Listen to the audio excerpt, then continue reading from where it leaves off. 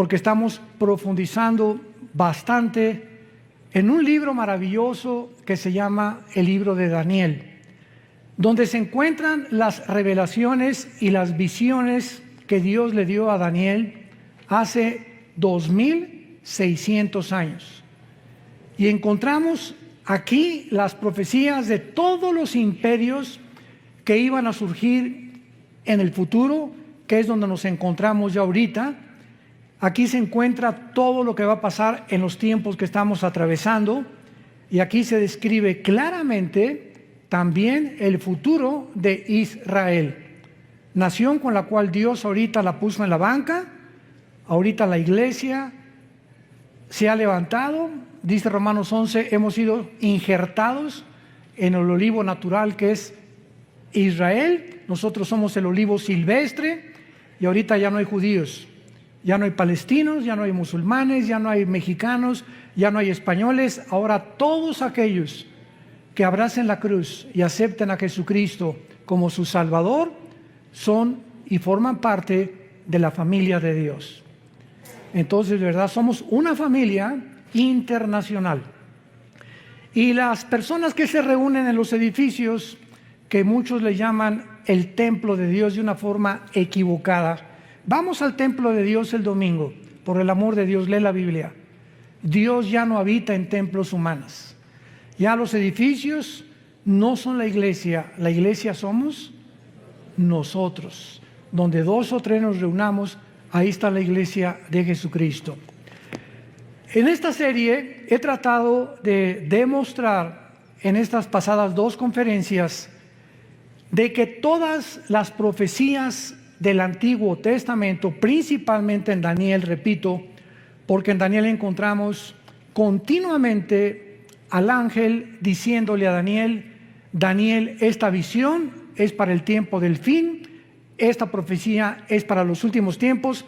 Y cuando oímos que diga los últimos tiempos o los tiempos del fin, no se refiere a los últimos tiempos de nosotros. Esto es muy importante. Una cosa son los últimos tiempos de Israel y otra cosa son los últimos tiempos de la iglesia. Cuando encontramos en el Antiguo Testamento, en los postreros días, en los tiempos finales, en los últimos tiempos, séllalo hasta el tiempo del fin, se refiere al tiempo de la gran tribulación. Porque hasta la gran tribulación, cuando termine Dios de tratar, purgar, emblanquecer, purificar a los israelitas, es cuando entonces nosotros ya nos fuimos 7 años en el arrebatamiento. Jesús ya en cualquier momento viene por nosotros, antes de que este mundo que se encuentra en el abismo, el mundo actual se encuentra en el abismo, en la orillita. Hemos llegado al final a la total depravación, degeneración, confusión a la que el ser humano hubiera podido llegar después de que en el siglo XX y la tecnología y llegamos a la Luna y el Marte y la biometría y las comunicaciones internacionales y las redes sociales, y lo único que hemos hecho hasta ahorita es el ridículo. Nunca la confusión política había sido tan grande como ahora. Nunca con la tecnología que hemos alcanzado y con los descubrimientos científicos que se han hecho desde 1954, que se descubre la molécula del ADN por los doctores Crick y Watson norteamericanos, nunca, jamás habíamos llegado a tanta confusión científica. Ahora ya está cayendo, derribándose la famosa teoría de evolución. Ya lo que descubrieron en Israel hace 1 o 2 semanas hizo polvo la evolución. El descubrimiento del ADN hizo polvo la evolución. El descubrimiento de la física, la primera y la segunda ley de termodinámicas, hizo polvo la evolución. Una mentira que nos enseñaron durante más de un siglo. Y que se seguía y se sigue todavía enseñando en muchas universidades, que venimos de Chita, que somos el producto accidental de una evolución y que venimos de los animales, cuando la ciencia, la física, la biología, etcétera, etcétera, contradicen científicamente. Vamos a hacer a un lado la Biblia.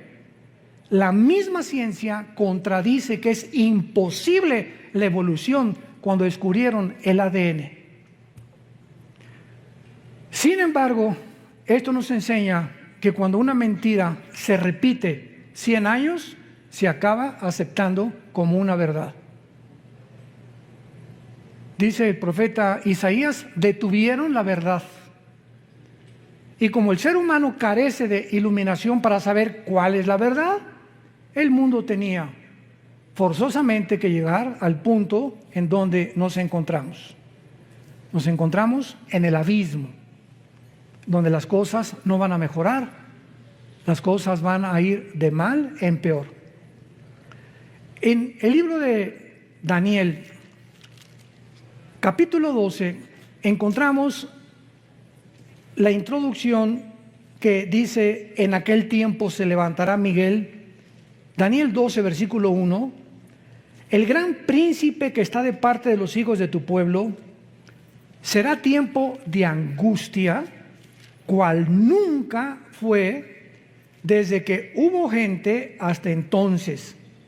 Pero en aquel tiempo, ese es aquel tiempo que se repite otra vez en el versículo 1.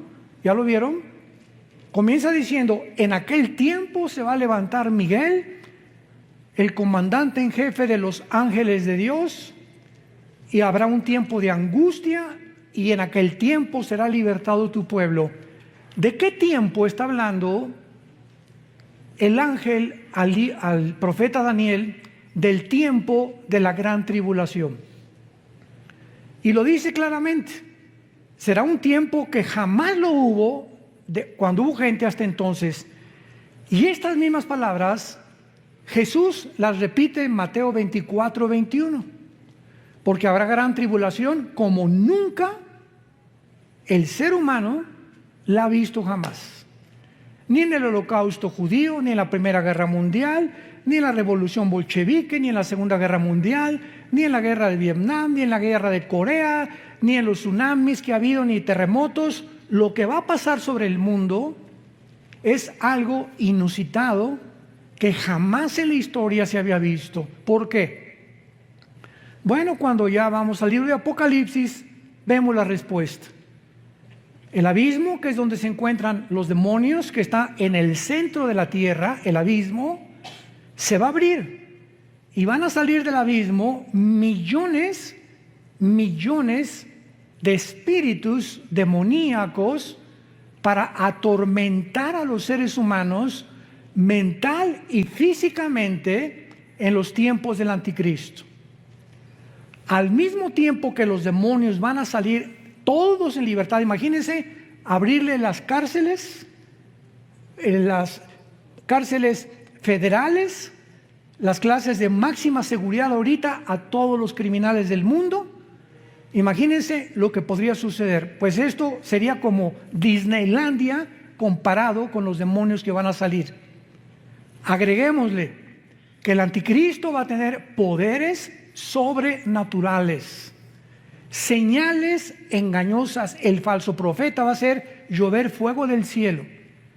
Y en ese tiempo los habitantes de este mundo van a creer realmente que son extraterrestres.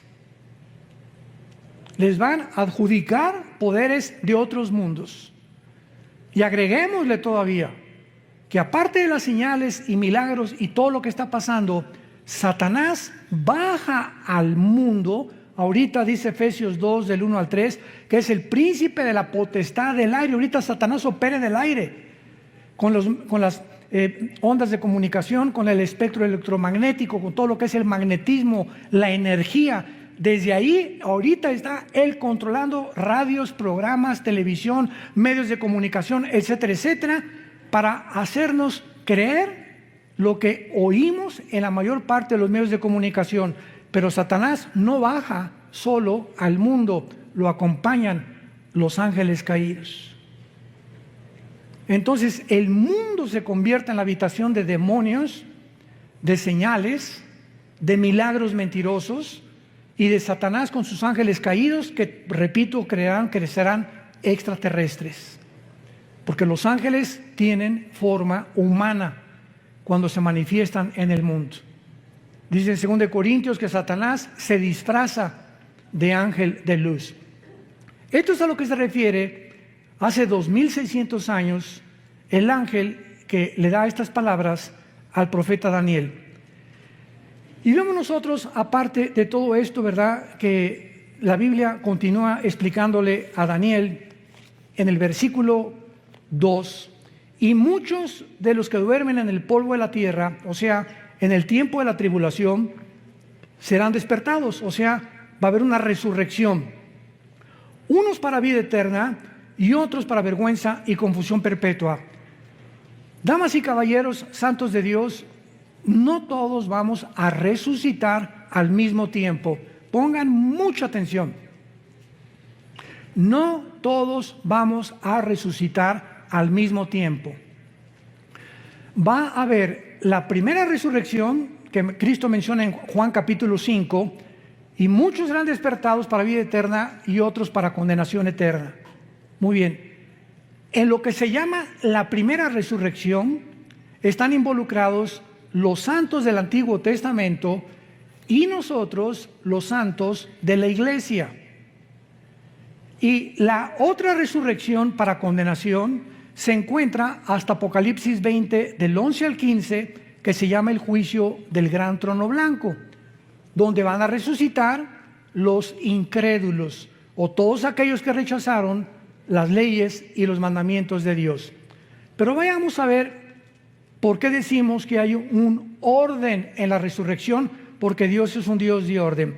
Vayamos a la primera carta a los Corintios, capítulo 15, y veamos con muchísimo cuidado de qué forma el apóstol Pablo describe este orden de la resurrección que iremos desarrollando a continuación. 1 Corintios 15, versículo 20 en adelante. Mas ahora Cristo ha resucitado de los muertos, primicias. Esta palabra, apúntalo en tu Biblia, es primeros frutos. Primeros frutos.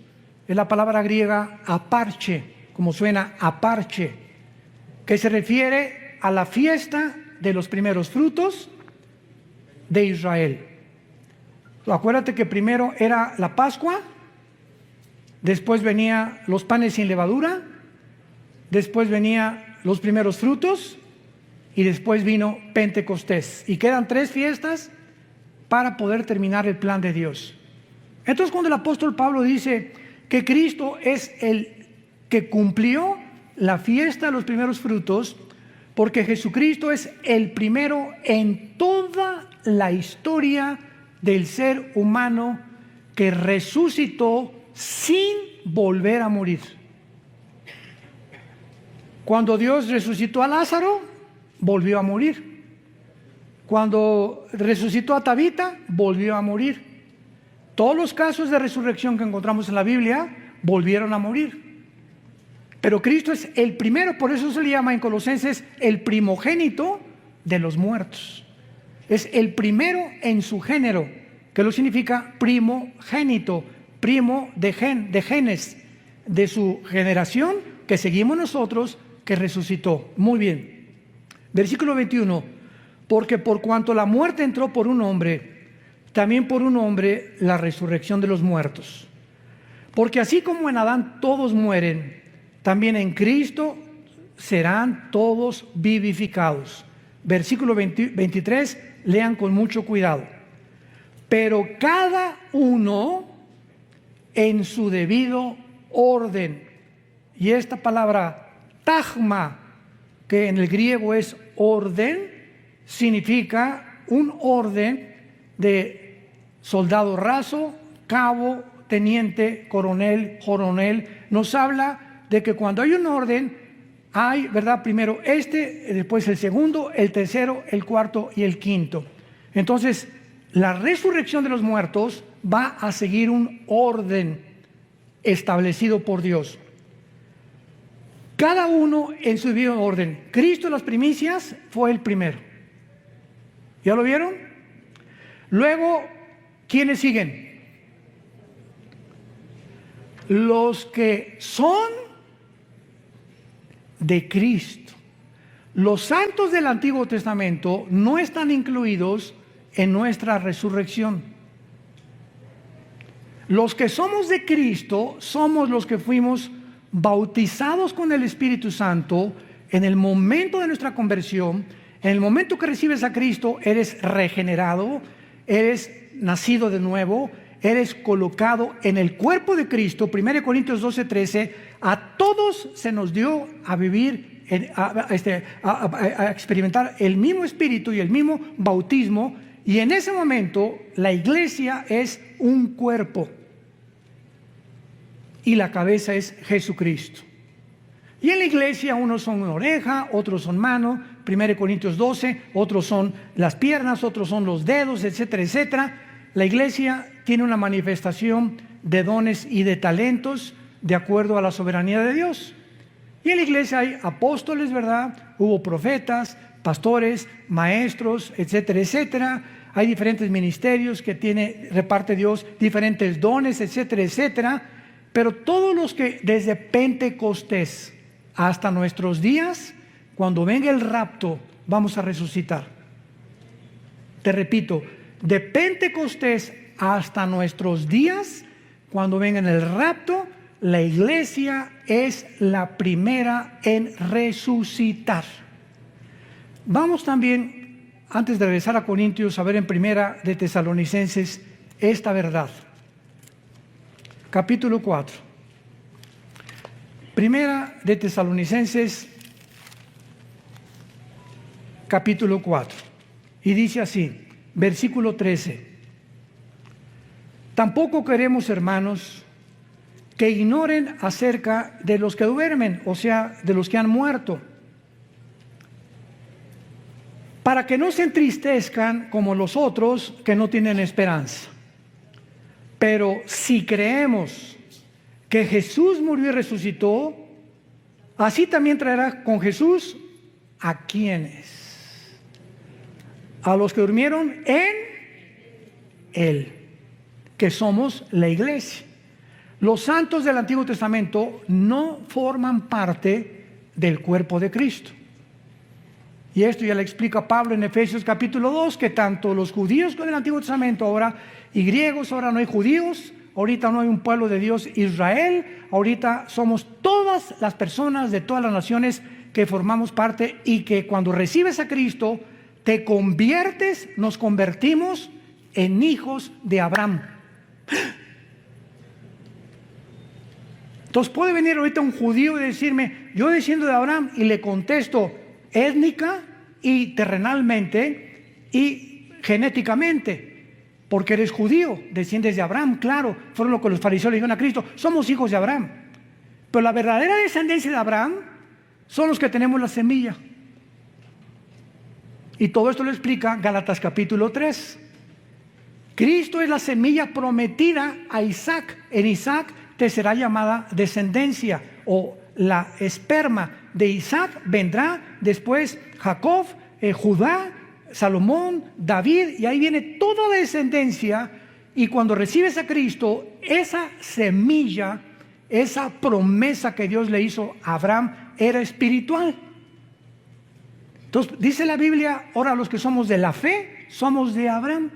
Y dice Romanos capítulo 2, no todos los que descienden de Israel son judíos, porque no es la circuncisión de la carne, sino la circuncisión del corazón. Tú a lo mejor no eres circuncidado porque era el pacto, era una señal del pacto de Israel, pero si tienes a Cristo, formas parte del pueblo de Dios. Y a lo mejor si eres circuncidado y eres judío, aunque estés circuncidado, no eres parte del pueblo de Dios, porque no tienes a Yeshua Mashiach, a Jesús el Mesías, en tu corazón. ¿Me van siguiendo? Esto es importantísimo. Entonces por eso es ridículo, ¿verdad?, que haya cristianos que se ponen la kipá. Y a una iglesia mesiánica ahora, ¿verdad? Gracias a Dios que hay judíos que se están convirtiendo. Pero eso que nosotros queramos hacernos judíos, y ya lo somos. Ya lo somos. ¿Por qué? Por la semilla de Abraham, porque tenemos a Cristo. No tenemos que adoptar lo que ellos hicieron. Ellos tienen el judaísmo. Esto es importantísimo para la iglesia, porque hay un movimiento tremendo, ¿verdad?, de cristianos que se quieren hacer judíos. ¿Para qué? Estás mejor así de tlaxcalteca. No niegues tus raíces. Muy bien. Entonces vemos nosotros que en Daniel 12, versículo 2, dice la Biblia que los judíos, desde Adán hasta Pentecostés, que nació la iglesia, hasta Hechos capítulo 2, la iglesia nació cuando el Espíritu Santo bajó en Pentecostés y formó la iglesia, el cuerpo de Cristo, que se llama un nuevo hombre. Y dice la Biblia en 2 Corintios 5, el que está en Cristo, nueva.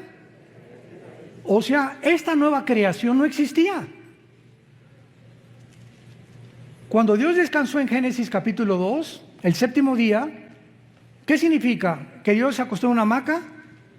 No, que Dios dejó ya de crear nada nuevo, todo conforme a su semilla, ardillas, hipopótamos, ballenas, todo, ¿verdad? Todo ya lo dejó Dios como lo había hecho. No volvió a crear nada. Pero cuando llega el momento de la iglesia, Dios hace una nueva creación, que somos nosotros.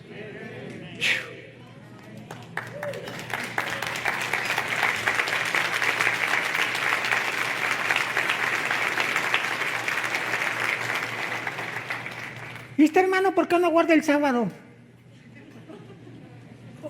¿De qué estás hablando? ¿Por qué no guardan el sábado? ¿De veras? ¿Tú nada más guardas el sábado? Yo el sábado, domingo, lunes, martes, miércoles, jueves, viernes. Yo guardo 7 días a la semana. Porque el sábado fue dado a Israel. Ahora en la iglesia se nos da el primer día, que es el domingo.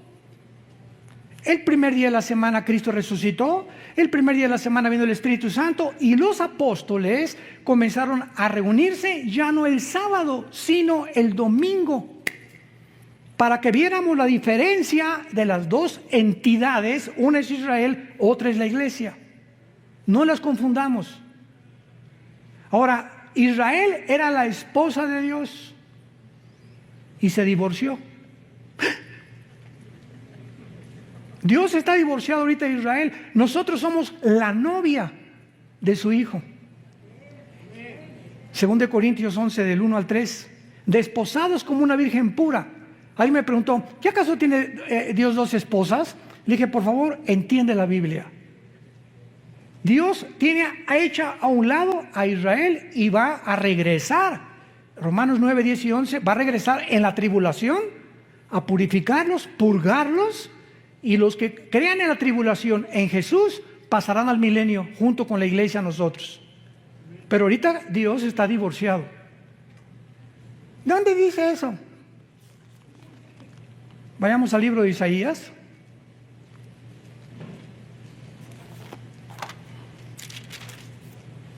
Capítulo 50. Isaías 51. Así dijo Jehová, ¿qué es de la carta de divorcio? La palabra que se escribió es repudio en el hebreo y en el griego es shorin, que significa separación o divorcio. Está preguntando Dios, ¿qué es de la carta de divorcio de vuestra madre, de la cual yo la repudié? La madre es Israel, de los judíos. ¿O quiénes son mis acreedores a quienes yo he vendido?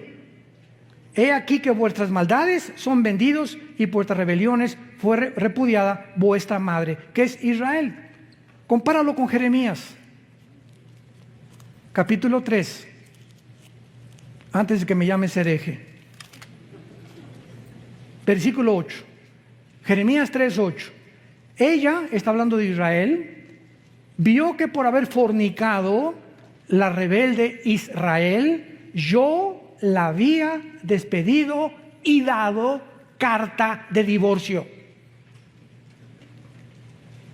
Dios le está explicando tanto a Jeremías como a Israel, yo estoy divorciado de Israel. Pero no tuvo temor la rebelde Judá, su hermana, sino que también fue ella y fornicó. ¿Por qué Dios se divorció de Israel? La fornicación que Israel cometió era venderse a las naciones. Espiritualmente, en el Antiguo Testamento, la fornicación es un símbolo de unirte al mundo. Y en Santiago capítulo 4 en el Nuevo Testamento dice: oh almas adúlteras.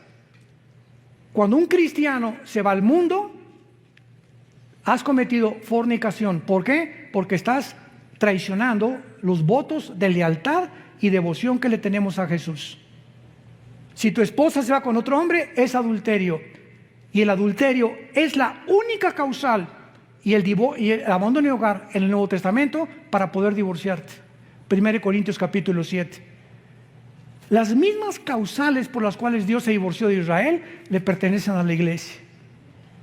Dios se divorcia de Israel espiritualmente, y en el Nuevo Testamento el divorcio físico, visible, terrenal, es si tu esposa se va con otro o tu esposo se va con otro.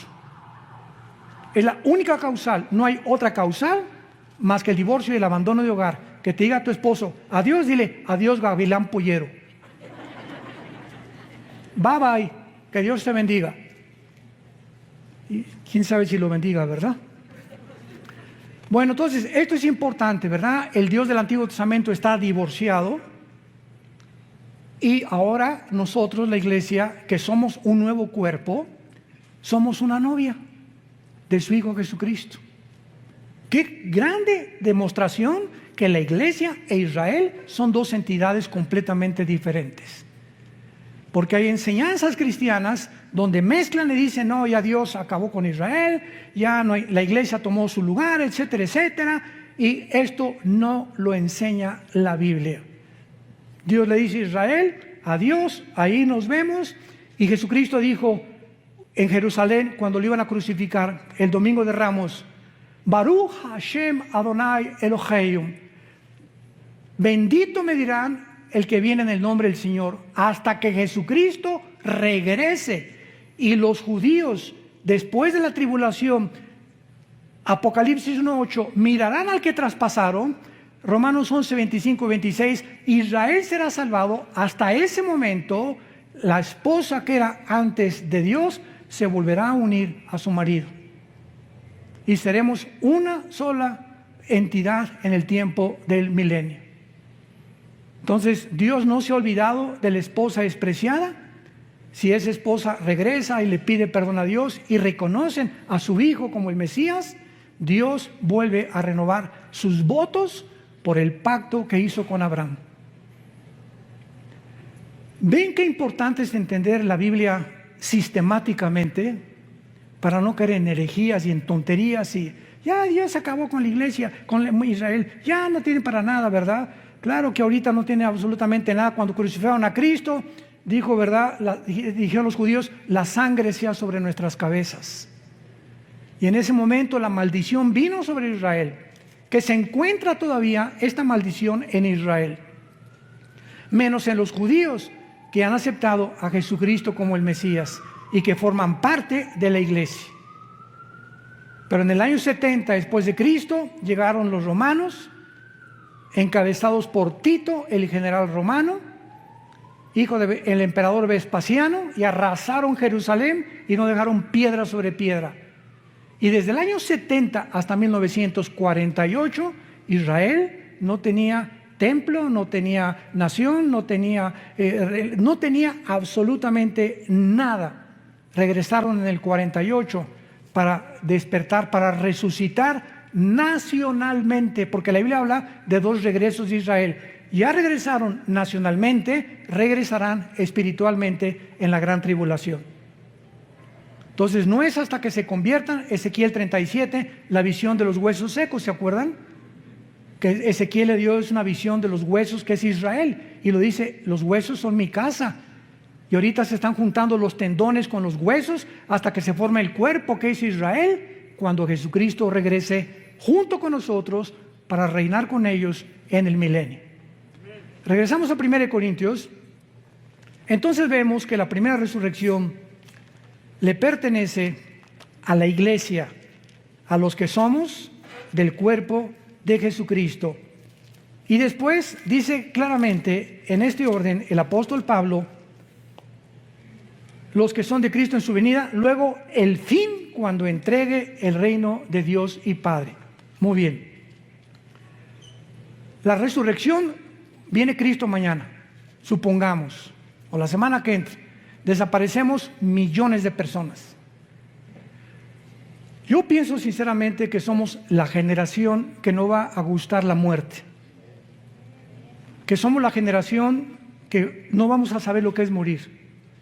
De repente las noticias se congestionarán, los medios de comunicación, aviones que van a caer porque el piloto desaparecieron, accidentes de tránsito, todos los niños menores de edad desaparecerán del planeta, siendo ya de padres incrédulos o no padres incrédulos. Los niños son de Dios, dejen que los niños se acerquen a mí. No dijo Jesús, nada más los cristianos, o nada más los judíos, no, que se acerquen todos los niños, son míos los niños, pertenecen de una forma misteriosa y espiritual a Jesucristo.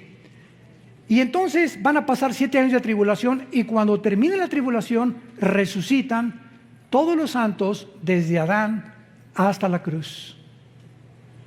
Y después en el milenio va a haber otra resurrección, porque cuando Cristo venga, hagan de cuenta que entramos ya al milenio, resucitados nosotros con cuerpos resucitados, bajamos del cielo con Cristo con cuerpos glorificados ya, pero cuando venga Cristo, dice Zacarías capítulo 13 versículo 8, que una tercera parte va a sobrevivir la tercera guerra mundial. Una tercera parte sobrevivirá la guerra del Armagedón. Y esta tercera parte que sobreviva, va a haber, Mateo 25, un juicio de los cabritos y de las ovejas. Y Dios va a juzgar a los cabritos y a las ovejas. Las ovejas son las que siguieron a Jesús en la tribulación, los cabritos, los que le rechazaron, serán condenados, y los sobrevivientes cristianos de la tribulación van a pasar al milenio. Los que se convirtieron en la tribulación y se salvaron de la muerte del anticristo. Pero esas personas que entran al milenio tienen que morir, ¿verdad? Porque se ha establecido Romanos 9 que los hombres muramos una sola vez y después el juicio.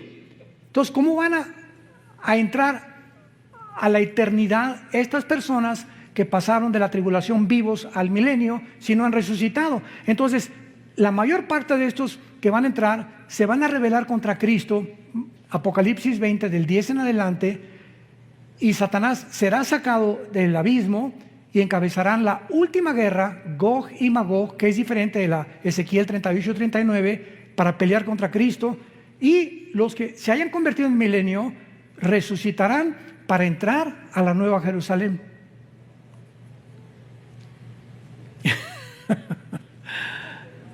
Qué maravillosa es la Biblia, ¿verdad? ¿No se han empachado?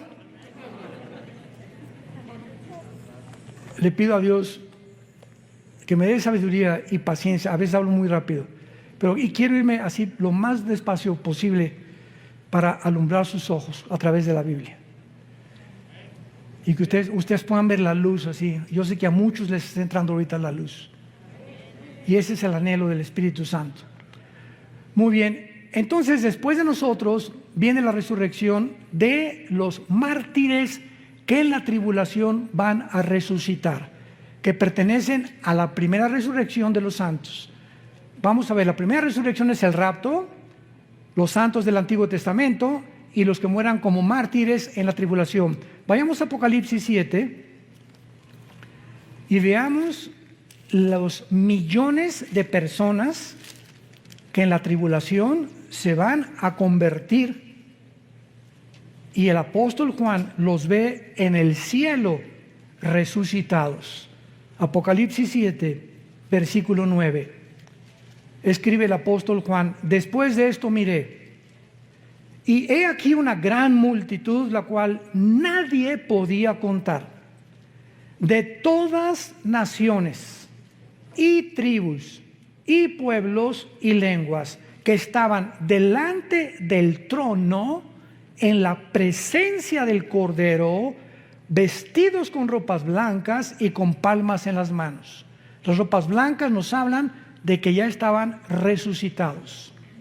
Y clamaban a gran voz diciendo: la salvación, etcétera, etcétera. Versículo 13. Entonces uno de los ancianos habló diciéndome: estos que están vestidos de ropas blancas, ¿quiénes son? ¿Y de dónde han venido? Yo le dije, Señor, tú lo sabes. Y él me dijo, estos son los que han salido de la gran tribulación y han lavado sus ropas y las han emblanquecido en la sangre del Cordero. Aquí encontramos posiblemente a los 144,000 y a todos aquellos que en la tribulación van a morir como mártires. Aquí ya llevamos que nosotros fuimos primeros, ellos serán segundos y en tercer lugar, vamos a Apocalipsis 11, están incluidos los 2 testigos al final de la tribulación. Dice Apocalipsis 11, versículo 7, cuando hayan acabado su testimonio, está hablando de los 2 testigos, la bestia que sube del abismo hará guerra contra ellos y los vencerá y los matará, y sus cadáveres estarán en la plaza de la grande ciudad, que en sentido espiritual se llama Sodoma y Egipto, donde nuestro Señor fue crucificado. De una forma inequívoca es Jerusalén, donde los 2 testigos serán asesinados por el anticristo. Y vean ustedes las palabras con las que el Espíritu Santo califica a Israel. Israel se convertirá como Egipto, que es el símbolo del mundo, y como Sodoma, que es el símbolo de la depravación moral. Y no es coincidencia que Tel Aviv, la ciudad ahora de Israel, se esté considerando la capital mundial del movimiento gay. Tel Aviv es ya la capital del movimiento gay en el mundo. Y hay cantidad de cristianos evangelizando a todos estos hombres y mujeres que necesitan a Jesús. Porque Jesús murió por todos aquellos, por más pecador que tú seas, Cristo te ama.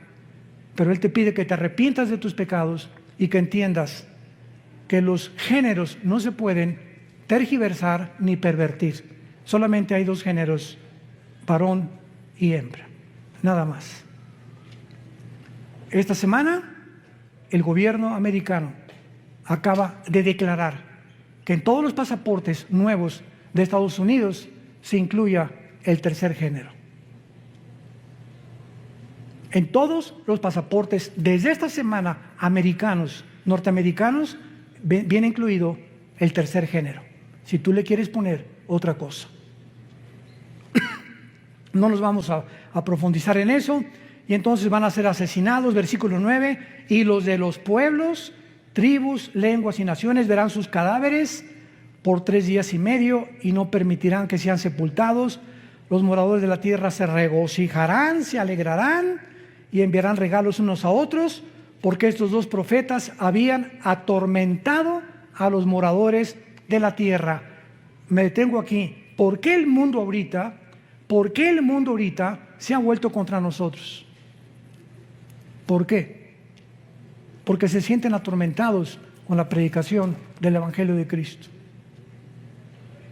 En lugar de que sientan una medicina y un aliento, yo cuando oí el Evangelio dije, Dios mío, esto es lo que yo estaba esperando toda mi vida. Hay personas que se molestan.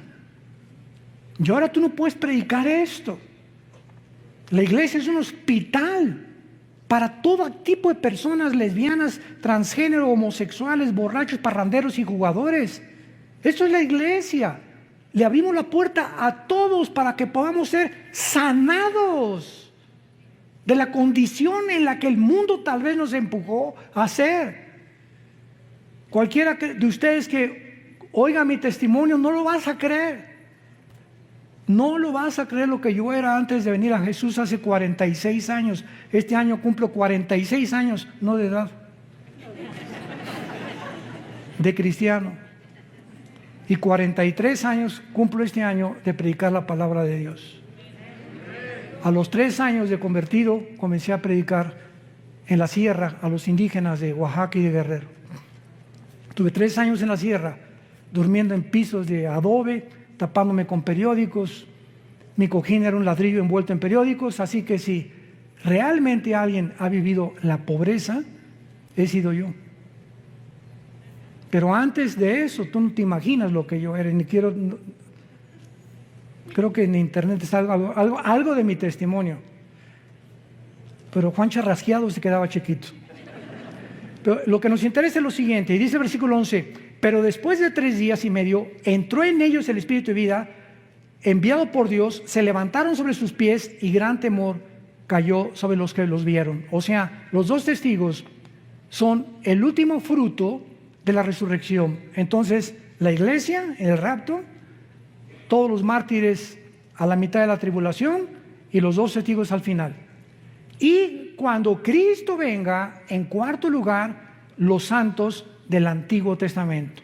Este es el orden que Dios ha establecido. Es un orden y no importa el tiempo que los del Antiguo Testamento van a resucitar después de la tribulación, nosotros primero, etcétera, etcétera, pertenecemos a lo que se llama la primera resurrección, que está dividida en diferentes tiempos. Y la otra, la única en la que tú vas a resucitar, si tú no tienes a Cristo, será al final del milenio. Apocalipsis 20 del 11 al 15 se llama el juicio del gran trono blanco. Dios va a abrir los libros, uno, el libro de la vida, el libro del Cordero, etcétera, etcétera, y el que no se halló inscrito será lanzado al lago de fuego, que es la muerte segunda. Ahí Dios, enfrente de los ángeles, nosotros como la iglesia, dice 1 Corintios 6 del 2 al 3, que seremos el jurado, nosotros la iglesia seremos el gran jurado. Dios te demostrará que Él te amó, que dio su vida por ti en una cruz, que en esta mañana te está hablando para que te arrepientas y vengas a la cruz. Y si tú continúas rechazando eso, Dios no te puede forzar.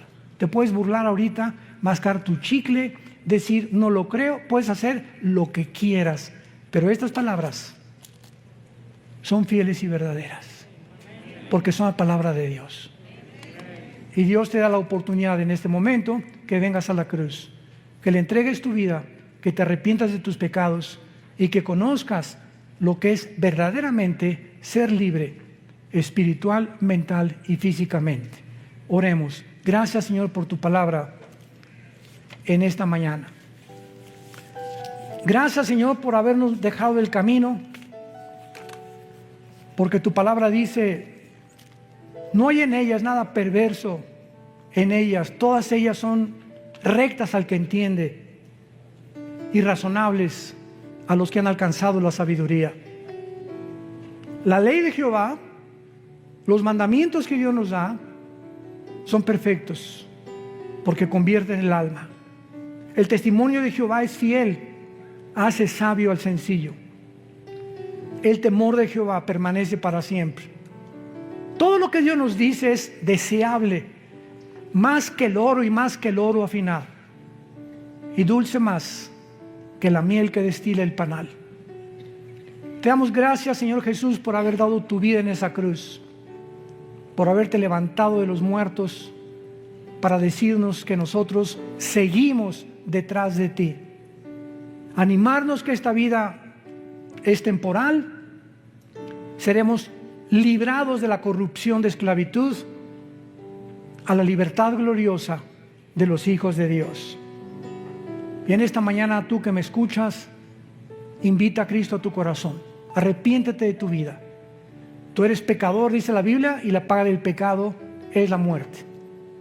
Mas Dios muestra su amor para con tu vida en que, siendo pecador, así como estás de sucio, de sucia, Jesús murió por ti para limpiarte y lavarte con su sangre preciosa y decirte que nunca te va a volver a dejar ni abandonar, y el día que tú mueras morirás en paz, porque morirás con la seguridad que en esta mañana el Espíritu Santo te dará tu corazón.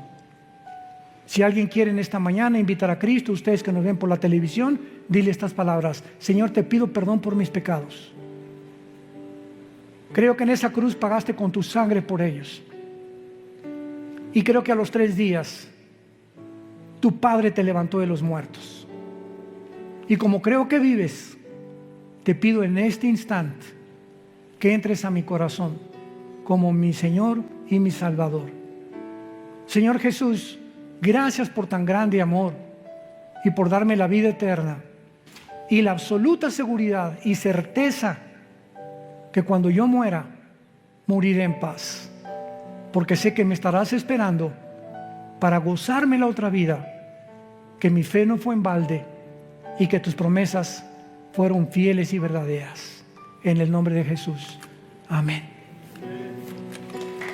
Gracias a Dios por la palabra de Dios. Gracias a Dios por la Biblia.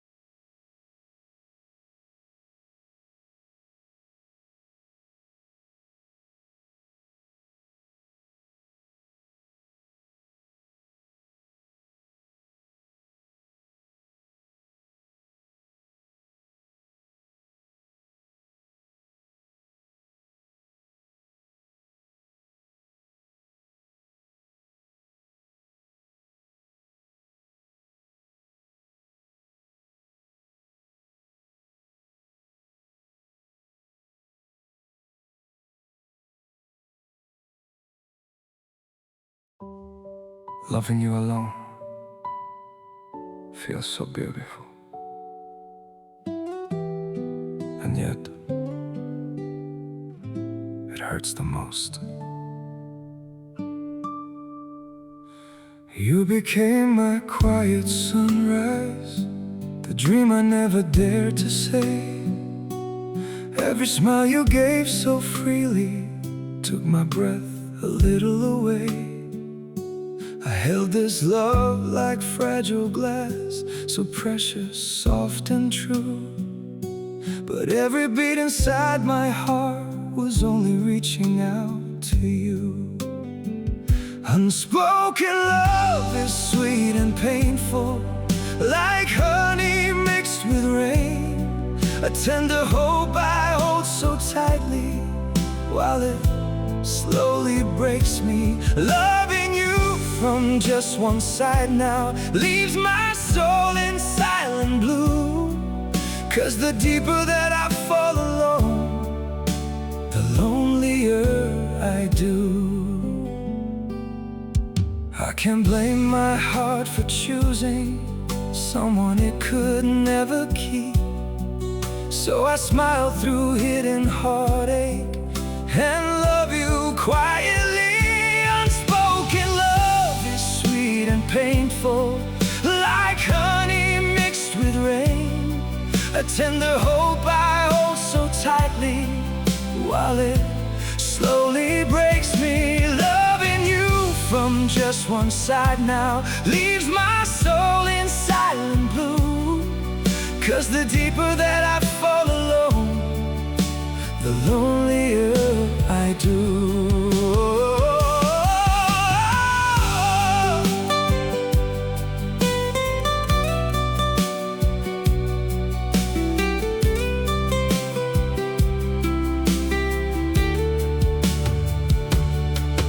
Maybe loving you in silence is the closest I can stay, though it leaves behind a sorrow that may never fade away.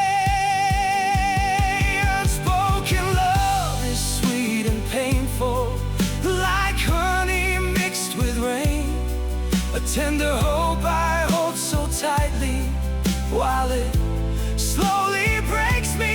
Loving you from just one side now leaves my soul in silent blue. 'Cause the deeper that I fall